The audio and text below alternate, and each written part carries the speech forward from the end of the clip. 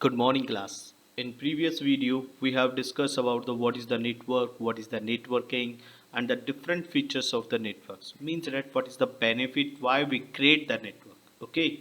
Now in that video we have discussed different types of network component.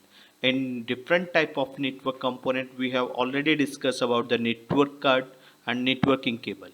Now today we will discuss the other networking component. The first one is the modem. But basically the modem is a word that is derived from two words MO. MO stand for the modulation and DEM, that is the DEM. DEM stand for the demodulation. Okay, modulation and demodulation. Basically modem is a device that we use. Modem is a device you can see on my screen on where my cursor is moving. You can see that is the modem.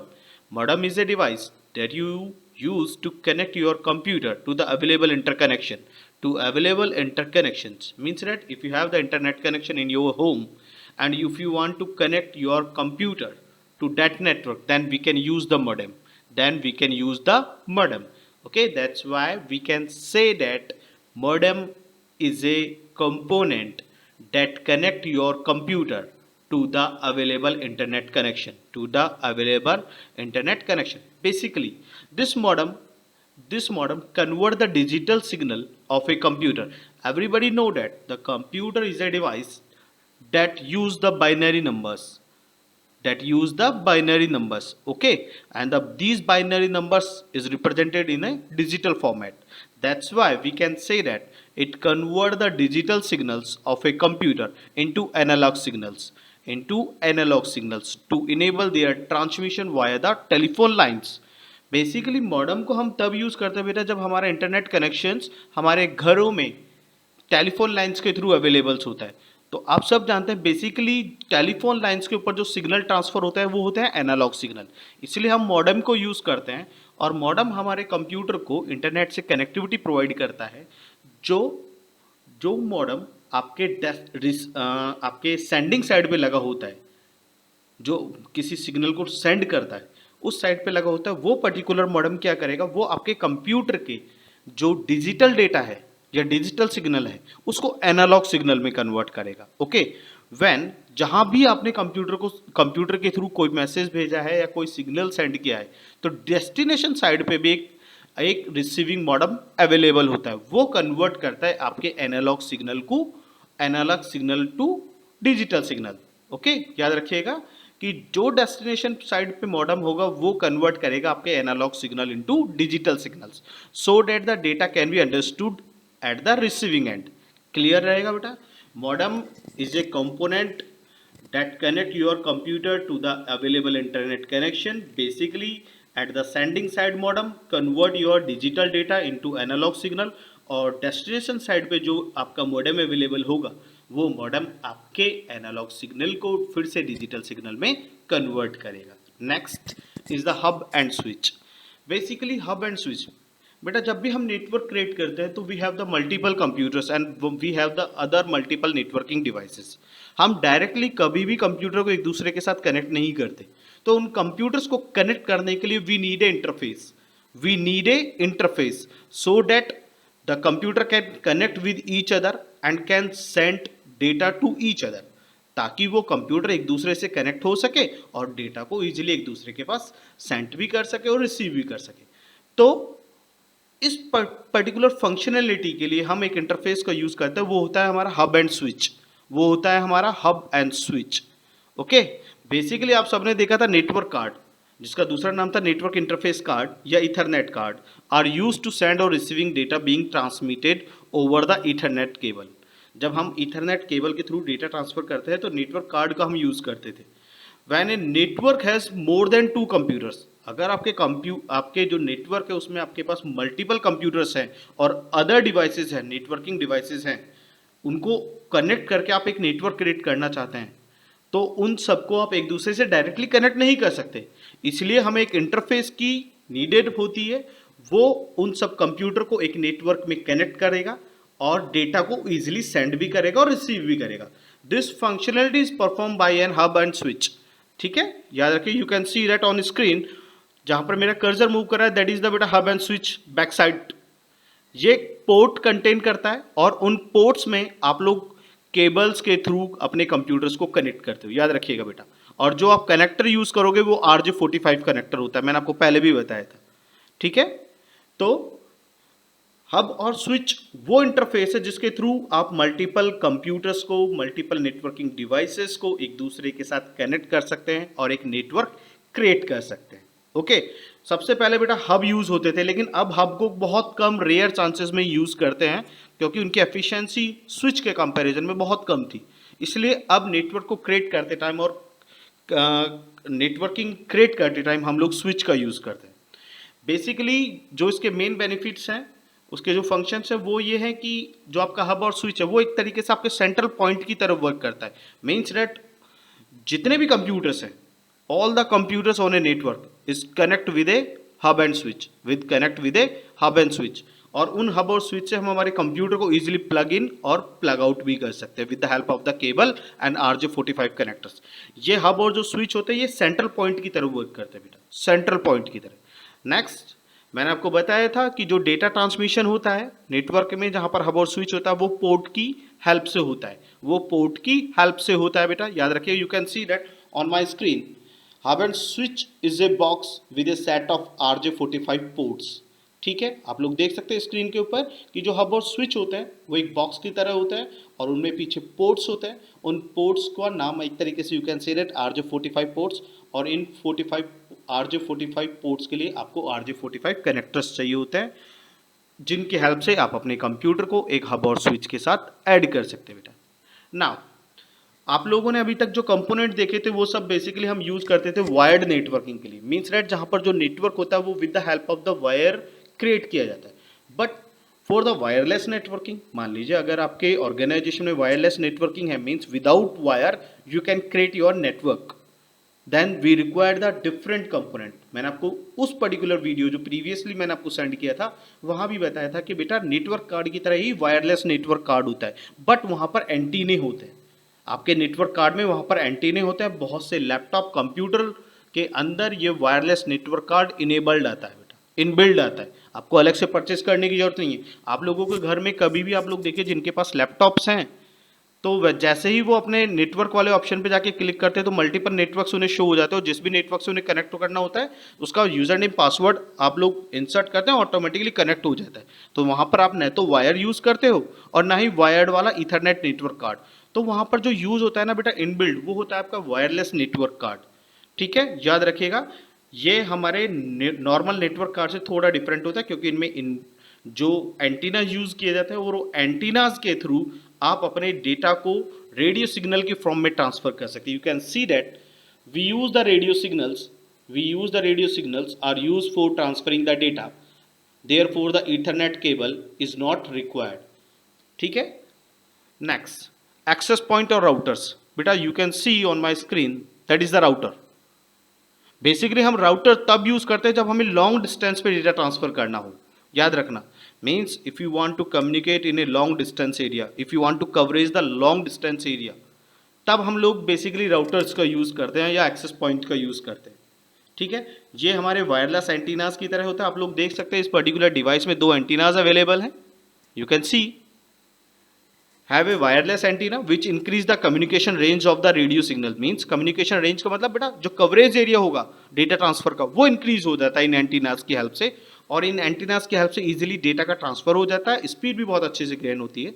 Access point can also be use to join a wired network. हम access point के through किसी भी wired network से भी connect हो सकते हैं। इसका एग्जाम्पल बेटा आप लोगों ने अपनी स्कूल में देखा होगा, पर्टिकुलर प्रिंसिपल सर के ऑफिस के सामने आपने देखा होगा राउटर अटैच है और वो राउटर्स वायर के थ्रू कनेक्टेड है, और जितने भी मोबाइल फोन्स हैं टीचर्स के या हमारे लैपटॉप्स हैं वो सब उस नेटवर्क से कनेक्टेड होते हैं बेटा। ठीक है, तो एक्सेस पॉइंट या routers have the wireless antenna. Clear, याद रहेगा। हम लोग बेसिकली कौन कौन सी डिवाइस यूज करते हैं वायरलेस नेटवर्किंग के लिए, जहां पर हमारा जो डेटा है ट्रांसफर वो रेडियो सिग्नल की फॉर्म में होता है, वो होता है हमारा वायरलेस नेटवर्क कार्ड जिसमें भी एंटीना अवेलेबल होता है। ये बहुत सारे आपके लैपटॉप्स में इनबिल्ड भी आते हैं। एक्सेस पॉइंट, राउटर्स जो कि अपने साथ वायरलेस एंटीनास यूज करते हैं। ठीक है, जिसके थ्रू आपका जो कवरेज एरिया होगा रेडियो सिग्नल ट्रांसफर का और रिसीविंग का, वो इंक्रीज हो जाता है. Okay, you can see that these are the different component that we can use for the wired network and wireless networking. Okay, now the types of network बेटा, basically जो हम यहाँ पर नेटवर्क पढ़ेंगे वो जियोग्राफिकली कवरेज एरिया के according होंगे. Means that जो पर्टिकुलर एरिया सबसे स्मॉल एरिया को कवर करेगा वो आपका स्मॉल नेटवर्क्स होगा, और जो बहुत ज़्यादा एरिया को कवरेज करेगा वो अदर नेटवर्क होंगे. तो बेसिकली यहाँ पर जो हमने कैटेगराइज बनाई है वो उनके कवरेज एरिया के अकॉर्डिंग है, वो आपके कवरेज एरिया के अकॉर्डिंग है. ठीक है, the first one is the personal area network, या इसकी डेफिनेशन, इसकी जो टर्म्स है बेटा, पर्सनल एरिया नेटवर्क पर पेन, उसी में इनबिल्ड है, आप लोग देख लीजिएगा. Basically PAN, personal area network, is a computer network that is mainly created for an individual person. Means किसी एक इंडिविजुअल पर्सन के लिए जो नेटवर्क आप क्रिएट करते हो वो होता है आपका पर्सनल एरिया नेटवर्क. हमने क्या कहा था बेटा, इसकी जो टर्म है पर्सनल एरिया नेटवर्क मीन्स जो किसी के लिए पर्सनली क्रिएट किया जाए, या कोई पर्टिकुलर पर्सन सिर्फ अपने लिए यूज़ करता है. जैसे मैं अपने लैपटॉप को मेरे मोबाइल फ़ोन से कनेक्ट कर रहा हूँ, या मैं मेरे लैपटॉप को मेरे प्रिंटर से, या लैपटॉप प्रिंटर्स को मैंने एक नेटवर्क में अपने मोबाइल फ़ोन या अपने स्मार्टफोन से कनेक्ट करा. तो ये जो नेटवर्क मैंने क्रिएट किया ये मेरे इंडिविजुअल पर्सन के लिए, that's why this is network is called is the personal area network. ठीक है, basically it is use for communication among the devices. Multiple devices के बीच में कम्युनिकेशन के लिए यूज़ करते हैं. जैसे आपके लैपटॉप को अपने मोबाइल फ़ोन से कनेक्ट कर लिया, PDA का फुल फॉर्म होता है बेटा पर्सनल डिजिटल असिस्टेंस. और आपके स्मार्टफोन, आपके प्रिंटर्स, आपके स्कैनर्स को आप कनेक्ट करके एक छोटा सा स्मॉल नेटवर्क क्रिएट करते हो, that's called the personal area network. याद रखिएगा, पर्सनल एरिया नेटवर्क या PAN is a computer network that is mainly created for an individual person, जो आपके किसी इंडिविजुअल पर्सन के लिए क्रिएट किया जाए.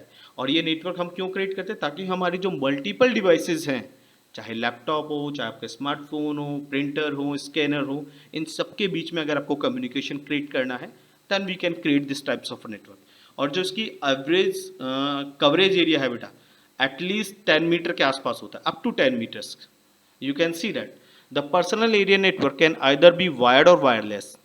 आप लोग अपने लैपटॉप को अपने मोबाइल फ़ोन से विदाउट वायर भी कनेक्ट कर सकते हैं, और पहले के जो मोबाइल फ़ोन्स आते थे उनको आप वायर के थ्रू भी, आज की तारीख में भी आप अपने स्मार्टफोन को अपने मोबाइल से वायर की हेल्प से भी कनेक्ट कर सकते हैं और वायरलेस की हेल्प से भी कनेक्ट कर सकते हैं. आप लोग सब जानते हैं PAN generally covers a range of less than 10 meter. Means that जो इसका कवरेज एरिया होगा वो 10 मीटर, मीन्स डैट 30 फीट के आसपास का जो एरिया होता है वो पर्सनल एरिया नेटवर्क की कैटेगरी के अंदर रहता है. ओके, आप लोग देख सकते हैं, मैंने आपको एक टर्म बताया था बेटा वायर और वायरलेस. नो द फैक्ट के अंदर देखिए, wireless is a means of communication that use the low powered radio waves. Means that जहां पर आपका डेटा रेडियो वेव्स की फॉर्म में ट्रांसफर किया जाएगा to transmit the data between the devices, और without using the wire, without using the wire.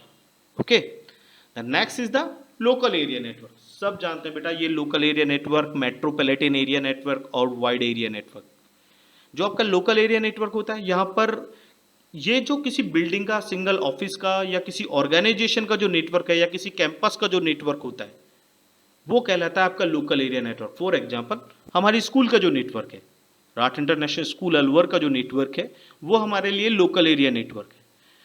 In local area network, two or more computers and peripheral devices are connected within a small area such as a room, such as the office building, such as the campus network is called the local area network. ठीक है बेटा, यहाँ पर जो आपके computers हैं या computer terminals हैं या नोड्स हैं, वो फिजिकली एक दूसरे से वायर की हेल्प से कनेक्टेड होते हैं.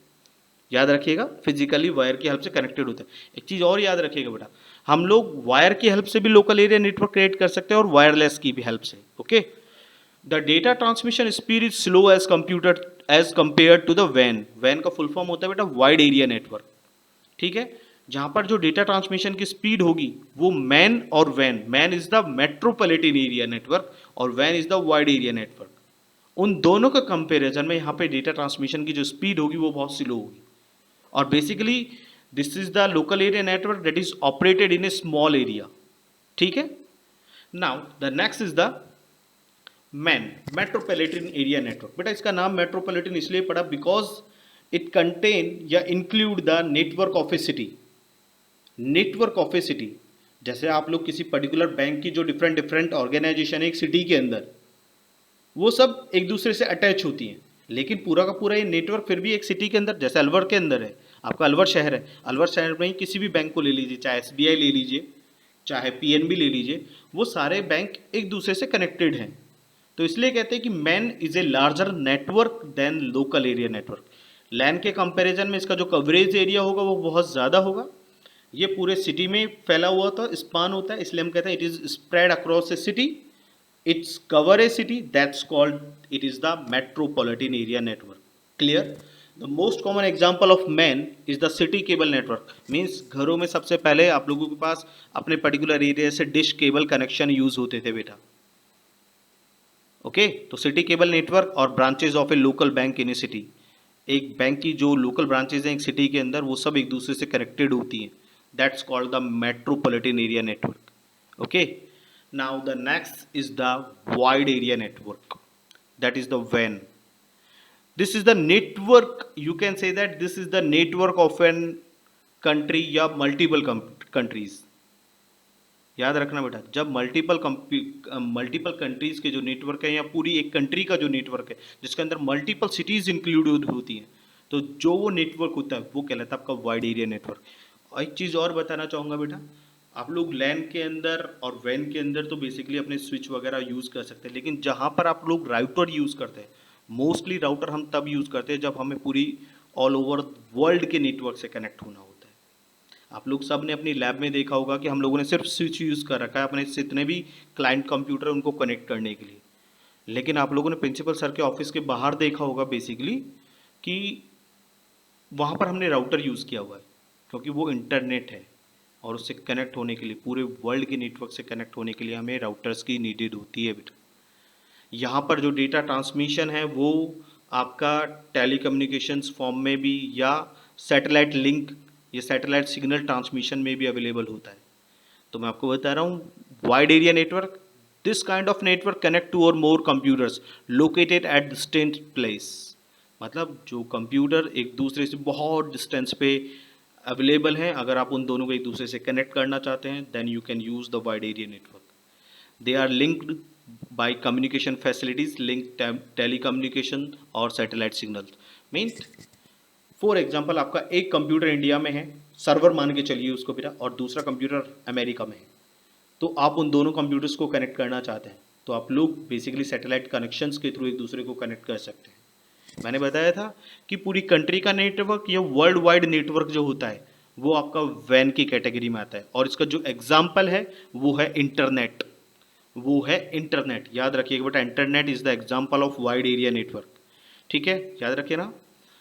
द मेन कैरेक्टरिस्टिक्स ऑफ वैन, it require a public telecommunication media to transfer data.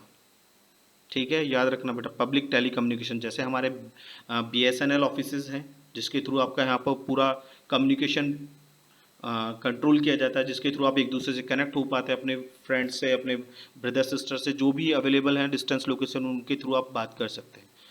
ठीक है, द बेस्ट एग्जाम्पल ऑफ वैन आर, मैंने बताया था, internet and intranet in a large multinational companies, ATM facilities, national and multinational bank customer services, these are the example of wide area networks. याद रखिएगा बेटा इस चीज़ को।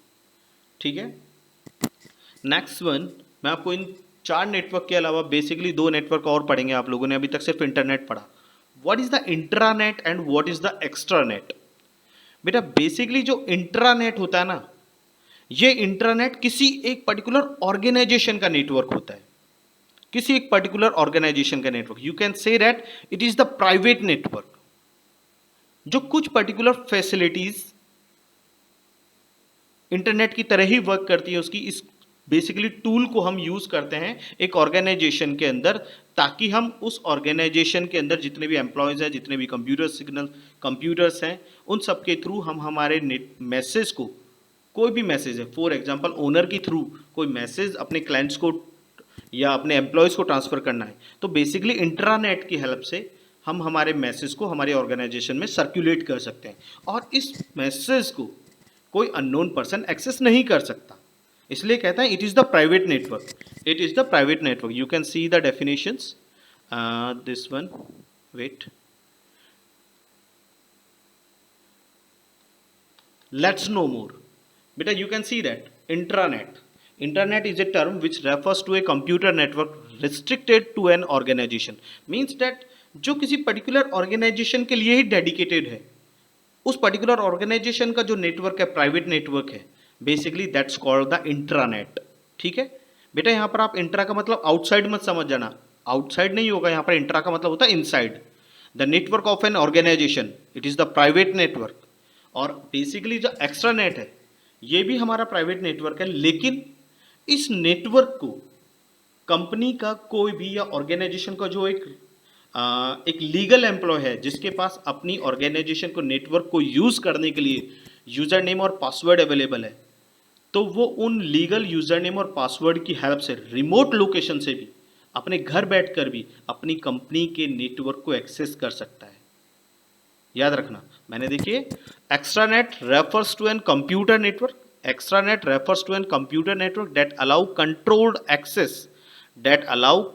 access to an information source available on the internet means that आपकी organisation की जो information है उसको आप रिमोटली अपने घर बैठे हुए लोकेशन से भी एक्सेस कर सकते हैं, लेकिन कंट्रोल्ड एक्सेस है। वो कंट्रोल कैसे? If you have a valid user name और password then you can access your information source.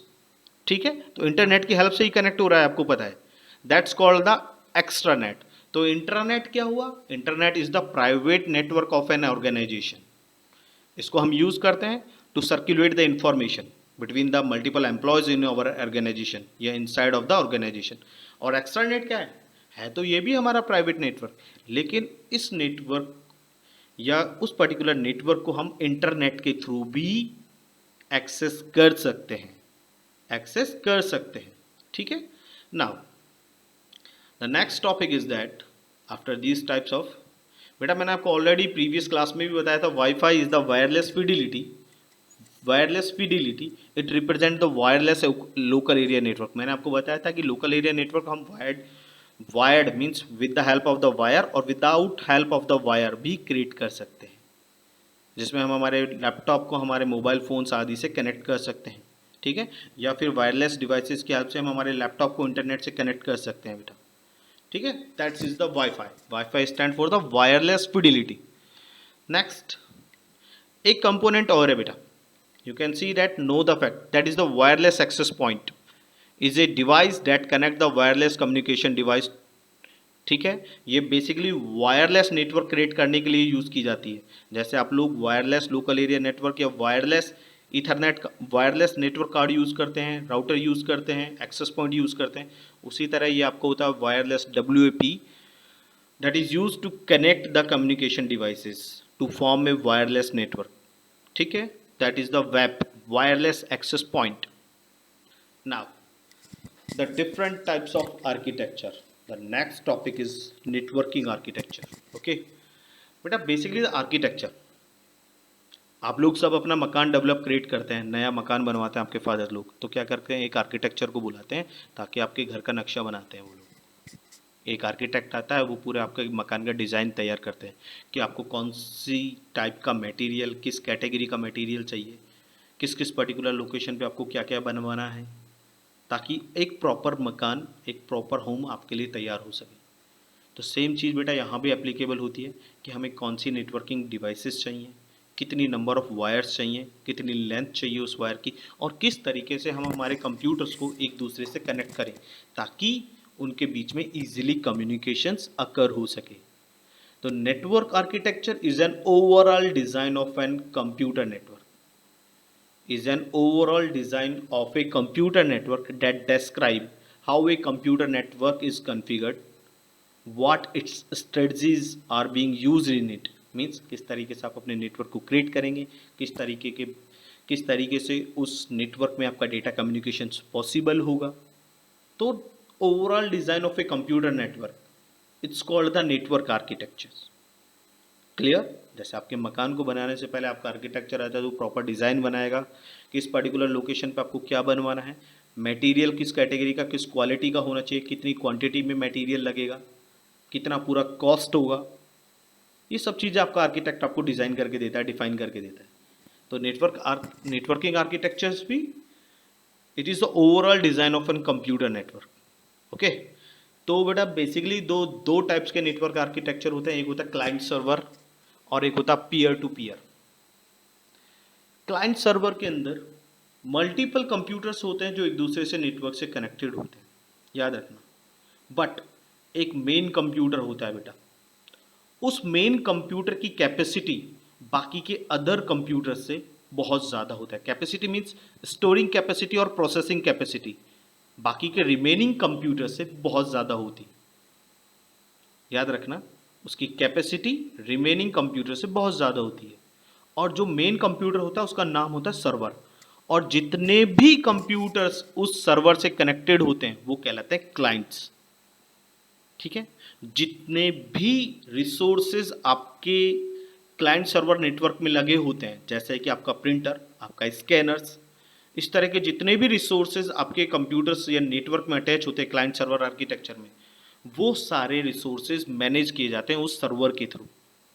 अगर किसी क्लाइंट को वो रिसोर्सेज अगर यूज़ करने हैं तो वो सबसे पहले अपनी रिक्वेस्ट भेजता है सर्वर के पास। सर्वर चेक करेगा और चेक करने के बाद अगर वो रिसोर्सेज फ्री है तो फिर वो उस क्लाइंट को अलोकेट करेगा।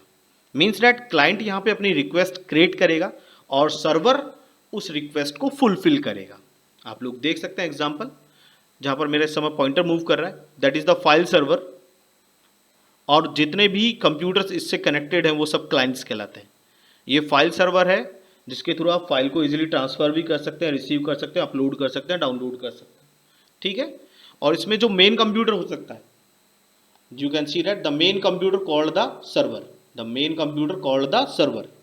ठीक है, मल्टीपल कंप्यूटर्स में से एक कंप्यूटर ऐसा होगा जिसकी प्रोसेसिंग और डेटा स्टोरेज कैपेसिटी बाकी के रिमेनिंग कंप्यूटर्स से बहुत ज़्यादा होगी, और वो बाकी के रिसोर्सेज जैसे आपके सॉफ्टवेयर हुए, हार्डवेयर हुए, उन सबको मैनेज करता है। किसी भी क्लाइंट को अगर वो रिसोर्सेज यूज़ करने हैं तो सबसे पहले वो रिक्वेस्ट अपने सर्वर के पास भेजेगा और सर्वर उनको चेक करने के बाद वो रिसोर्सेज अपने क्लाइंट्स को अलोकेट करेगा।